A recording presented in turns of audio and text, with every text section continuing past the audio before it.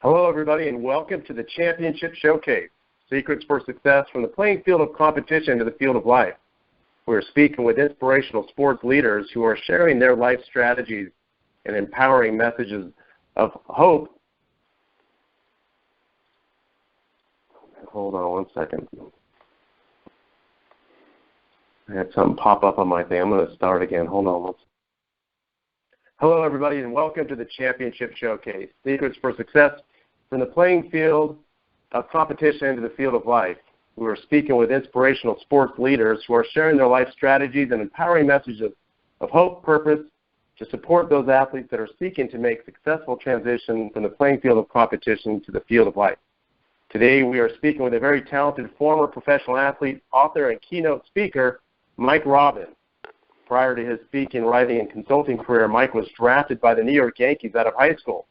He turned the Yankees down and instead chose to play baseball for Stanford University, where he pitched in the College Baseball World Series. He was drafted by the Kansas City Royals out of Stanford and played 3 seasons of professional baseball with the Royals organization before arm injuries ended his playing career. Mike is the author of 3 books, Focus on the Good Stuff, Be Yourself, Everyone Else Is Already Taken, and Nothing Changes Until You Do, which have been translated into 14 different languages. Mike delivers keynotes and seminars that empower people, teams, and organizations to work together effectively and be more successful. His clients include some of the top organizations and institutions in the world, such as Google, Wells Fargo, Microsoft, Twitter, the U.S. Department of Labor, Chevron, eBay, the San Francisco Giants of Major League Baseball, and many others. Mike has been featured on ABC News, the Oprah Radio Network, and Forbes, the Washington Post, the Wall Street Journal, and again, many others. Since 2008, he has been a regular contributor to the Huffington Post. Mike is the host of his own radio show, Nothing Changes Until You Do, on Hay House Radio. He has inspired tens of thousands of people around the world to reach new levels of awareness and productivity, both personally and professionally. In addition to earning a degree from Stanford, Mike has continued to educate himself. He has extensively studied many disciplines of both personal and professional development and received training from the Coaches Training Institute. You can see why we are so thrilled to have Mike with us today. Mike, welcome to the Championship Showcase. Hey, glad to be here. Thanks for having me. Well, we know you're very busy, and we really, really appreciate you taking some time from your busy schedule to speak with us. I have to start right off the bat, no pun intended. It's every little leaguer's dream to play for the New York Yankees, and you turned down an opportunity to play for them right out of high school. Mike, tell us about that. Yeah, well, listen, from the time I was little, all I ever wanted to do was play in the big leagues myself, and when I got drafted by the Yankees, it was a huge honor. But, one thing I often tell people, I got drafted out of high school in 1992, and, the Yankees are probably the most successful pro sports franchise in any sport in the history of sports. They won 27 World Series and all that. But they were in a bit of a lull at that time, if you sort of know a little bit of the history of baseball. Like, they hadn't been to the World Series since 81, and they lost in 81 to the Dodgers. I think they'd won it in either 77 or 78. But this was now 92. They hadn't even been to the playoffs in like 10 or 11 years. So the mystique of the Yankees was a little down at that time. A few years later, Derek Jeter got to the big leagues, and then they went on a nice little run and won a bunch of World Series again. So, but really for me it was more, I wanted to go play pro ball, but I wanted to get an opportunity to get my education. And the baseball program at Stanford was so good in a very practical sense. I realized, look, if I can play at Stanford, I'll get drafted again. And if something doesn't work out for me baseball-wise, I'll have a degree. So it was sort of a calculated risk not to sign with the Yankees and to go on to Stanford. And then I did end up getting drafted after my junior year at Stanford by the Royals. So from a pro baseball standpoint, it all worked out fine for me. Well, good. And it's always good when those decisions do work out. And you really can't go wrong when you're deciding on education, putting that first anyway. So, great story. For those who may not be as familiar with you as we are, can you tell us a little bit about your story, maybe what led up to that point? Yeah, I grew up in Oakland, single mom, did get drafted by the Yankees, right, didn't go to Stanford. Then I get drafted by the Royals out of Stanford as a junior and signed my contract. And, the way it works in baseball, I'm sure most everybody listening to us knows, you sign with a major league team, you have to go into the minor leagues, and, different than some of the other pro sports. It's still quite a bit of a journey once you sign a pro contract, even to make it to the big leagues. Not an easy thing to do, and I was doing pretty well in the Royal system, left-handed pitcher, which is a good thing to be since there's a lot less of us, and tends to be a hot commodity in baseball. And I was doing well, working my way up. And my third season, though, in the minors with Kansas City, I went out to pitch one night in summer of 1997. I threw one pitch, tore ligaments in my elbow, and blew my arm out. So there I was, 23. I mean, I had gone to Stanford and gotten my degree, but I didn't know what else I was going to do with my life. And at the time I got hurt, I didn't know that, my career was over. I knew the season was over because I got hurt pretty bad. I was playing on the East Coast, and they sent me back to California, and I had an operation on my arm that summer. I ended up having 3 operations over the next 2 years, did everything I possibly could to try to come back and play because I loved it. But unfortunately, when all the surgeries were done and I had done everything, the doctors had told me to do and all the rehab and whatnot, I wasn't able to make it back to where I needed to be to continue to play at that level. So I had to walk away from the game, and it was tough.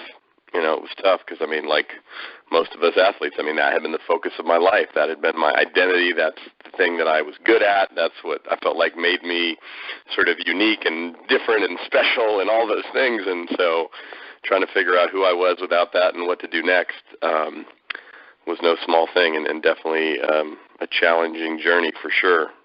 Yes, and making it to the big leagues, you have to put a lot of time and dedication into it. Before we kind of get into some of the transition stuff, what did athletics do for you growing up? For a lot of guys, they say, well, it kept them out of trouble, kept them in school. Right. What was it for you growing up?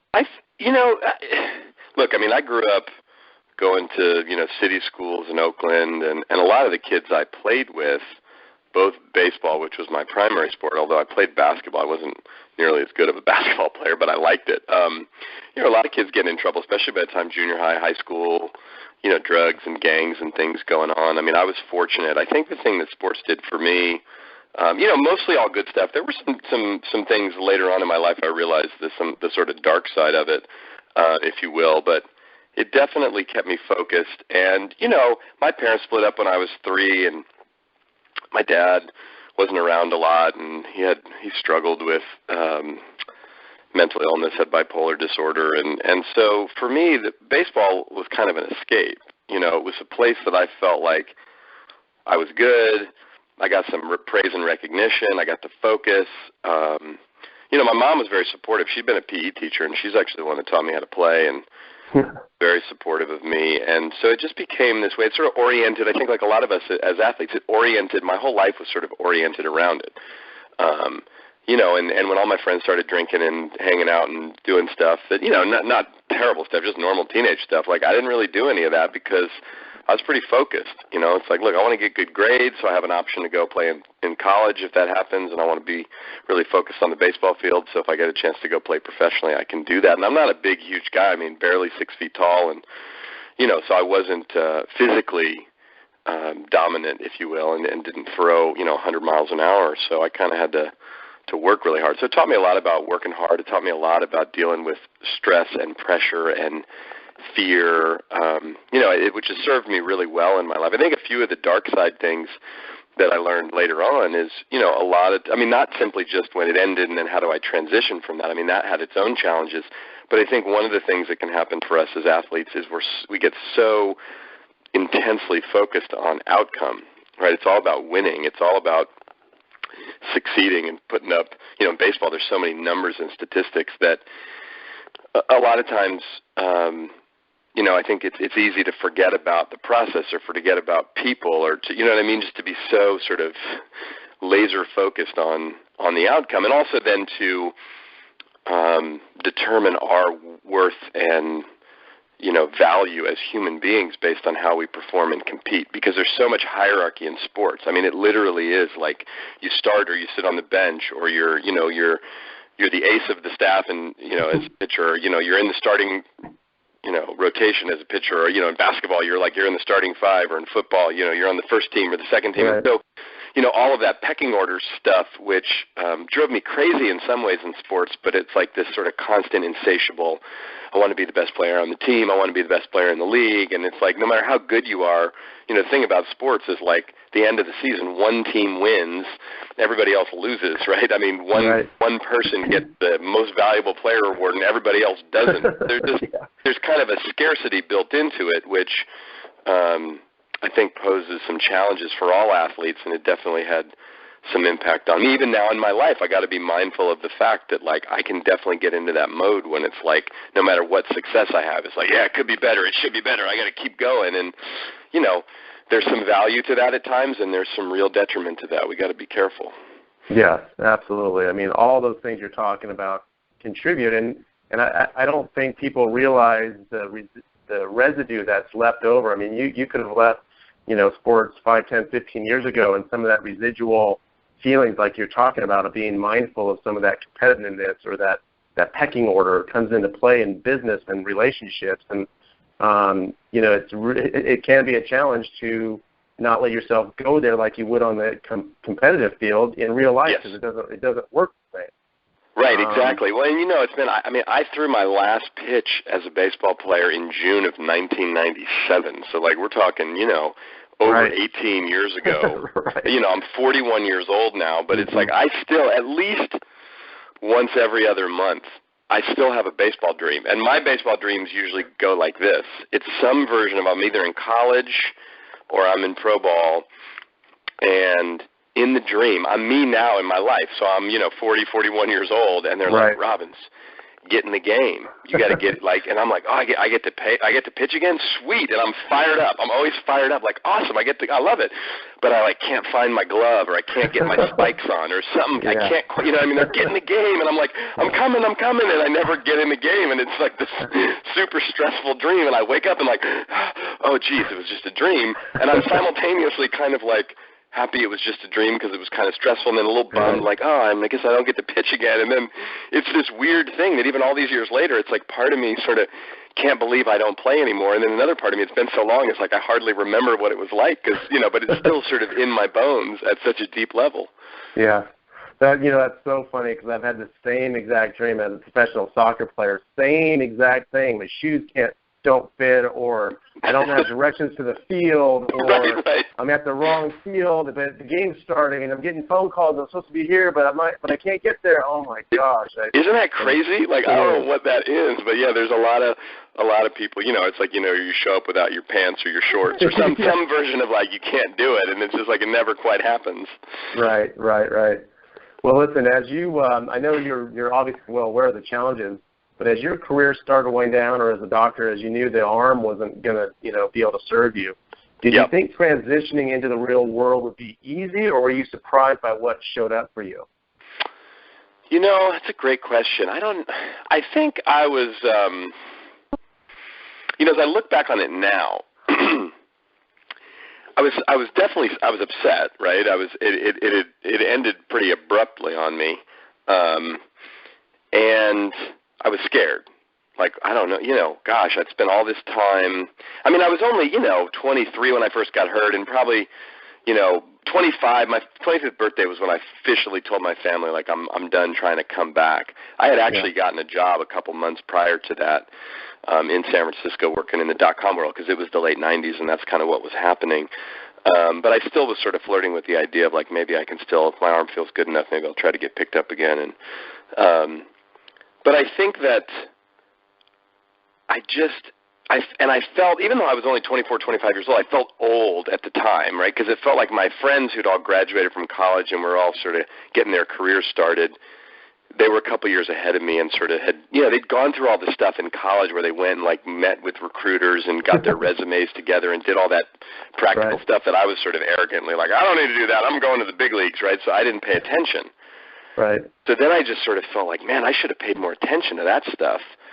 And at that age and at that time, I just sort of, a couple of years seemed like it made a big difference. And looking back, it's like, I don't know what I was freaking out about. It's like I was, in my early 20s, mid-20s, like, but I think ultimately I was searching, and for better or worse, the job market was really good at that time, particularly in the area where I live. And so getting a job was really easy. Once I got the job, though, it was like such a rude awakening because I hated it. Yeah. I mean, just the structure of, showing up every day and being there and learning a bunch of really basic things about how business works and work works and life works. And I wasn't that good at it, and I wasn't that inspired by it, and it didn't feel like it didn't have anywhere near the same juice and excitement to me that sports did. And I remember thinking, after like a year working of like, God, this is really awful. Yeah. Because I was still really searching and trying to go through my own journey and my own process of healing. I was physically healed enough. I mean, my arm didn't hurt anymore, but just mentally, emotionally. And I remember thinking to myself, gosh, maybe that was it for me. That was my shot to like be somebody and do something. But I had a huge insight. I don't remember exactly when it was, but it was sometime in that first year where I sort of saw my life, and I fast forwarded, and I was like in my 50s or my 60s, and like literally saw myself sitting at the end of a bar drinking and telling stories. I used to be it was like this sort of glory day story. And I thought, wait a minute, hold on. I don't want to be that dude. I just don't want that to be my life. Like, I'm bummed that it didn't work out. I'm bummed that I'm not playing anymore. I'm not sure I'm ever going to find anything that's going to fire me up like that again. Yeah. And I don't know exactly what it's going to take for me to completely get over this, but I tell you what, like, I'm way too young to be throwing in the towel on my dreams at this point, and I don't want the rest of my life to be defined by the fact that I didn't make it and I coulda, shoulda, woulda, all that stuff. And so it was just more of a commitment to myself. And something that had been percolating in me for a number of years, even when I was still playing, I always kind of had this fantasy. I wanted to make it to the big leagues, and as an athlete, I had my own personal ambition and, go pitch at Yankee Stadium and do the whole thing and all that stuff that I wanted to do. But there was this part, and the older I got, even when I was still playing, and then even after I got done playing, I realized what I really would have loved to have done is do that and then been able to use that platform. If I had been not just a big leaguer, but even like a really, really good, well-known, like people knew my name and listened to me because I was this, sports star, to use that platform to do some good things in the world. Because I remember standing back, and not to be all holier than thou about it, but there were athletes. Like I remember, I grew up in Oakland. I was a big Oakland A's fan, and one of the big stars for the Oakland A's, the two big stars at the time when I was growing up as a kid were Ricky Henderson and Jose Canseco. Right, yeah. And both of them were great athletes, but both of them, especially Ricky, kind of kept to himself and didn't really get in too much trouble, but Jose kept getting in trouble and doing crazy things and racing cars and guns and all kinds of nonsense. And I remember just thinking, like, God, what a waste. He's such an amazing athlete and great talent, and, like, people listen to him, and, like, why isn't he doing anything more with that? Why isn't he, you know what I mean? And I just, it wasn't like some, again, sort of, I wasn't trying to be all, self-righteous about it, but I just thought, gosh, there's not that many people on the planet that are that good that people pay attention to. Like, so, and when baseball ended, the dream of me making it ended, but then it felt like this dream of me making a difference and being someone who could actually have an impact in the world. But that's what I started to rekindle a little bit, and I realized, and got a lot of help and feedback on this, is like, hey, man, there's a lot of other ways to make a difference in the world than by being a Major League Baseball player. Right. And that's what ultimately got me on my path to start speaking and writing and doing the work that I've been doing for the last 15 years. Well, I think that's tremendous. And the key, or the piece that I kind of want to focus in on a little bit is there's a lot of athletes that their dream, like you said, is to pitch or play, at the highest level in the biggest game. And when that doesn't happen, they really didn't have a second, biggest dream, like be the CEO of a company or you wanted to make a difference, but that came kind of almost later after looking at some of these other athletes. But so you talk about this platform to do good. Yep. How long after you got done playing did you start thinking that maybe this is where I could go, this is how I could have purpose and value? Because that the time span between you're done and when that new dream takes place, I think is where most athletes really struggle. A lot of them don't come out of it, and they can't get out of it, and they don't know where to turn. Well, it is tough. It's tough. You know, one of the first books that I wanted to write, I never wrote this book, and I may still write it one day, was called, the idea of it was called What Happens When You Don't Make It. And it was going to be me sort of telling my story, and it wouldn't just be about athletes, but it would be about anybody who grew up doing something where you had a big dream, there was something you were actually focused on doing, like playing sports, and for whatever reason, you know, sometimes life just gets in the way or it just didn't turn out, and sort of how do you move on from that? And a couple of things, I mean, for me and my story, and when I do coach or counsel or talk to athletes, look, it's great if you, I mean, I feel really blessed that within a relatively short amount of time, I mean, I get hurt in 97. I'm sort of done playing. The Royals released me in 98. I'm still rehabbing my injury. I finally sort of officially retire at 99. I'd already gotten a job. But by the middle of 2000, after 2 years in the dot-com world, you know, 2 different companies, dot-com bubble burst, I got laid off from this startup I was working for, which was kind of a blessing in disguise. Because I was doing this job, and the idea was this company was going to go public, and then we were going to make a bunch of money. And I was like, you know, hey, that's cool. Well, I'm figuring out what I want to do with the rest of my life. Might as well make some money in the process, right? Right. But you know, this idea of wanting to write and speak had started even when I was still playing. It was hard for me to articulate. Then when I was done playing, I got a little more serious about it, but it still seemed like this far-fetched, I mean, even crazier than making it to the big leagues. I'd walk into bookstores and go, God, I'd love to write a book and go speak and help people, but like to get from where I was and as young as I was to there just seemed like craziness, you know? Right. But the universe sort of intervened and laid me off, and here I had this time, and the company gave me a little severance, so I had, you know, I don't know, enough to sort of live on for a couple months. I didn't have to go find a job like tomorrow. Right. And I was like, I want to start to do this. And then I ended up meeting this amazing woman who I fell in love with, who became my wife, and she had started her own business. So it was sort of the confluence of a number of things that she really encouraged me. You can do this. You can start your own business. But it was a huge leap of faith. And again, the athletic part of me helped in the sense that I was focused enough and knew enough about taking risks and going for it and doing hard work and all that stuff. But the downside of it as an athlete and as someone who had gotten pretty good at my sport, I don't like sucking at things, right? I mean, most of us don't, but if you've been really good at something, it's hard to go into something and then not be good at it. So that sometimes can be a bit of the challenge. But again, back to just not just my own story, but in general, like sometimes I think we erroneously think we're supposed to find this other dream that's as big or bigger than the dream we had to go be a pro athlete. And that may or may not happen. And it may take a week, a month, a year, 5 years, 10 years, but it's never going to be exactly the same. I mean, me now and the work that I do, I find the work that I do now much more enlivening and fulfilling than as an athlete. But it's different. There are some things about it that are similar, but I wasn't looking for something to replace baseball for me, because when I've gone down that path, even with my work now, it gets all twisted around. It's like I find myself doing my work, you know, early on, trying to make it to the big leagues in a different way. And I went, wait, time out. Like, that part of my life is done. I have to now take what I learned from that and turn it into what I'm doing now. And here's the truth. With most sports, you're not going to play that sport for the rest of your life. I mean, you know, even golf, which is one of the ones you can keep playing for a pretty darn long time if you're really good at it, at some point you stop. But in most sports, whether it's soccer or baseball or tennis or football or basketball, you know, you're not playing into your, you know, late 30s, 40s for the most part. You're going to be done with your sport at a relatively young age in life.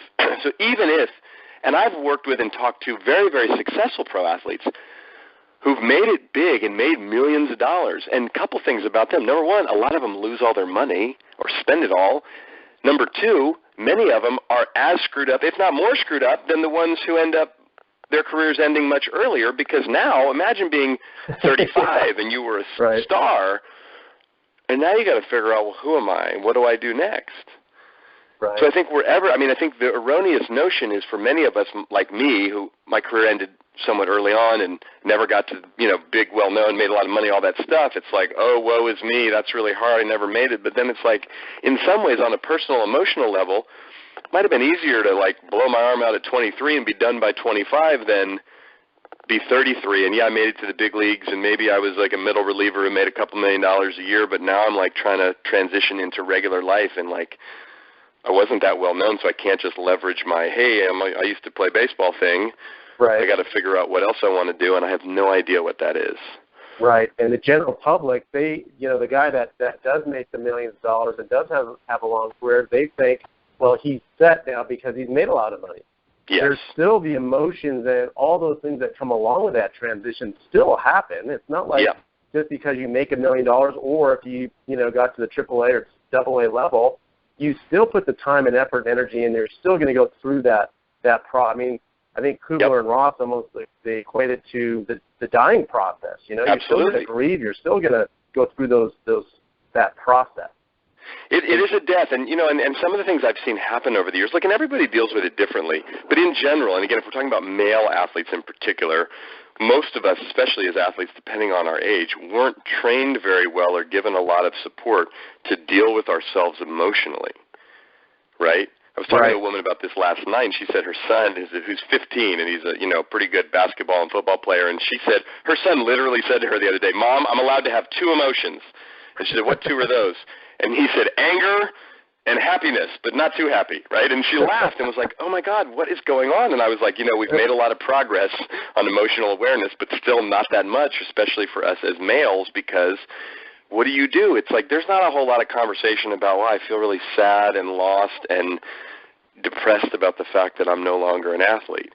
And what tends to happen is people get busy or people start drinking or people just do stuff. I mean, the other thing that I've seen happen with a lot of athletes when they stop playing is immediately go right into coaching or go right into something related to the sport, which, hey, more power to you. But when people asked me, hey, Mike, do you want to go into coaching when I got done? And I thought about it.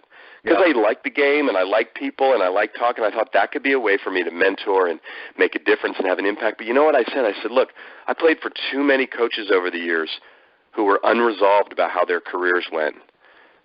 And some of the worst coaches I had were still bitter that it didn't turn out for them the way they wanted to, or they were trying to sort of make it as a coach in a better way because they didn't make it as a player. And I didn't want to be that guy. And I was like, look, if I ever coach, it'll be way later on in my life when I'm completely at peace with how my career turned out, that I'm not trying to fulfill something or resolve something or get something from doing it. I'll literally be doing it as an act of service.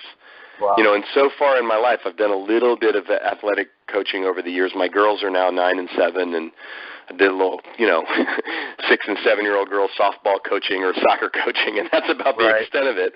And, I'm happy to coach my girls as they move along if they want to be involved in sports. And then when they're gone and out of the house and off in college and wherever, maybe I'll, be a little league or a high school baseball coach for fun if I choose to do that. But, that was my path. And more power, but I think when people go and do that or get involved in, they become agents or they work inside of organizations, and that's all well and good. But, again, I always ask, if I'm asked, from an advice standpoint, is do it because you want to. Do it because you love the game, not just because you're afraid that you don't know anything else besides that. Right. Well, and the other thing with coaching, too, is as a coach, you really have to decide if you're going to be a coach or you're going to have a family, because you have to go where the jobs are as a coach. If there's an opening, if you're on the West Coast and there's an opening on the East Coast and you want to be a coach, you have to go. You don't really have a choice, so you have to be willing to, it's almost a life, long thing, and your family has to be okay with it. For a lot of, I was in the same boat where I decided that, I wanted to go into coaching, but I'd rather have a family and establish roots than pick up and go where the jobs were, So that might be and that's the thing, I think. Asking those questions, as athletes, while we're playing, we tend to be in that mode of we'll just go wherever we get opportunities to go. And you kind of, you get drafted or you sign or you get a scholarship or whatever, and you just kind of go and you adjust your life accordingly. As you move out of it, then it becomes more significant in terms of what kind of life do I want to live. One of the best things that happened to me, there's a wonderful man who's mentored me and many others who played baseball at Stanford. He's about 15 years older than I am, named Vince Sikowski. And I wrote about Vince in my first book, Focus on the Good Stuff, because what Vince has become is sort of the unofficial kind of Stanford baseball mentor. He's the guy, his name's Vince Sikowski, we call him VSAC, because, baseball players, we like to make nicknames for everybody and shorten down everybody's name. So when you get done playing, either done at Stanford or most of us who play at Stanford, if you play a little bit, you're going to get drafted and get a chance to play pro ball. But as soon as you get done, whether it's a year or 5 years or 10 years in, everyone says, hey, call VSAC. And VSAC is this really great guy, very successful in commercial real estate, lives in the Stanford area, Silicon Valley area. And if you call him up, and he'll spend a bunch of time with you. Hey, come down to my office, or we'll have some lunch, and he'll sit there and just talk you through the process. Like, look, what do you want to do? What kind of life do you want to live? And I sat with him. I was 24 years old, and I sat across the desk from him, and he was, at the time in his late 30s, already very, very successful financially and in business. And he said a couple things to me in that conversation. He said, look, what it takes to be successful enough to play baseball at Stanford, to then play baseball professionally, like you have all the intangible skills that you need to be successful in anything in life. It's just a matter of you choosing what you want to do and the kind of life you want to live, right? And he started breaking it down to me in this way, and he's like, look, it's way harder to get where you got to in that level of athletics than it is to be that successful, relatively speaking, in life and in business if you transfer the skills over. And it was really interesting, and he talked about how, one of the most important aspects of his success in business has been a lot of what he learned as a baseball player, the tenacity of it, the stick-to-itiveness of it. And it was really interesting because I had never thought about, at that age and at that time, and because I'd just been so focused on baseball, I had never really thought about it in that way. And Vince is somebody that I've stayed in touch with over the years. And one of the things I really appreciate about him is not only the advice that he gave me, but that became and has become one of the outlets for him, in addition to being very successful in his business, is like, I'm going to take the time to mentor these young men as they come out of school or come out of pro baseball to try to figure out what to do next, because I was struggling with it at that time, and there maybe wasn't anybody specifically that could sit down with me and talk me through the process. Right.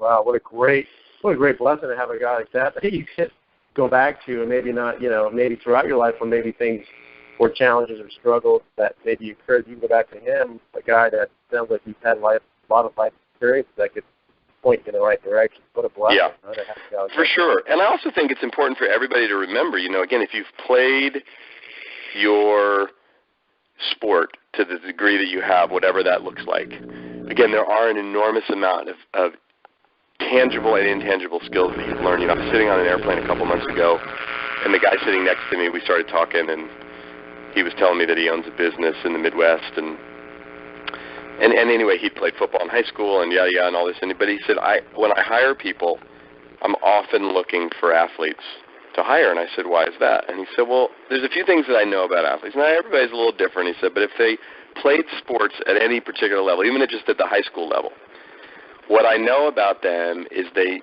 know how to compete, they know how to get stuff done, they know how to deal with adversity. Depending on the sport, usually they know how to work in team, they know how to collaborate. And there's just something in them that I trust they'll be able to figure it out. Now, it doesn't always work, and it's not like every single athlete is always a rock star in my company and any non-athlete is not. That's not the case, he said, but it's a huge differentiator when I'm hiring people.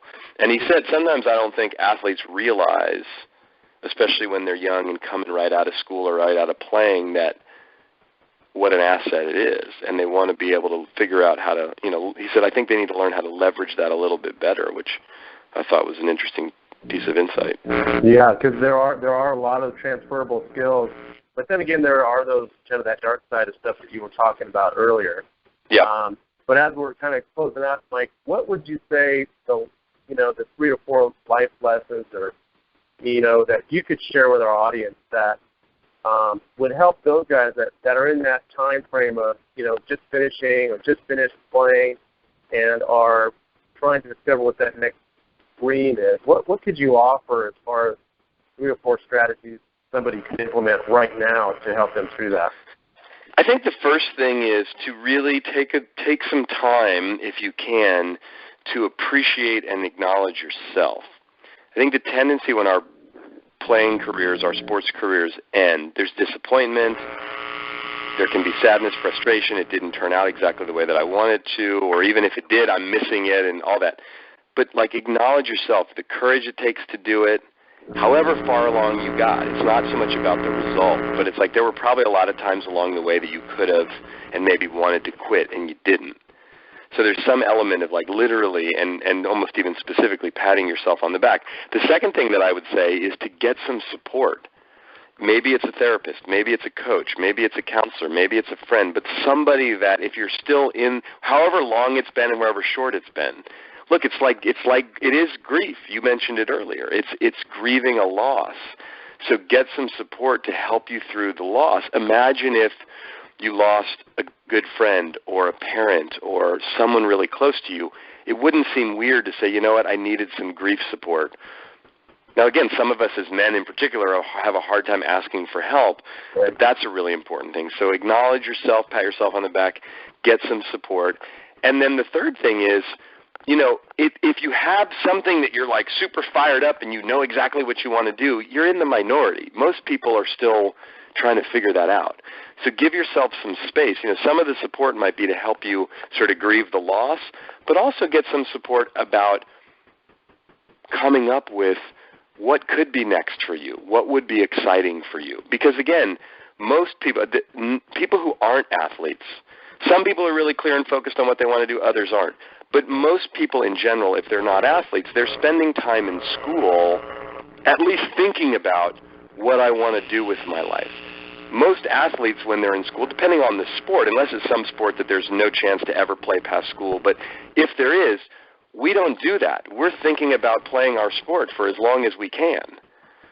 So it's like you want to remember that when you transition, even if you're 30 years old when that happens, you're a different type of 30-year-old. Do you know what I mean? Like you haven't spent the last 30 years with some inquiry about what am I going to be when I grow up? You've known exactly what that is, and now that's not the case.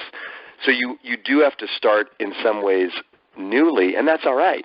Just have some compassion for yourself, but get some support with that as well, and know that it's not going to be usually an overnight thing like you wake up one morning and go, now I know I'm going to go do this.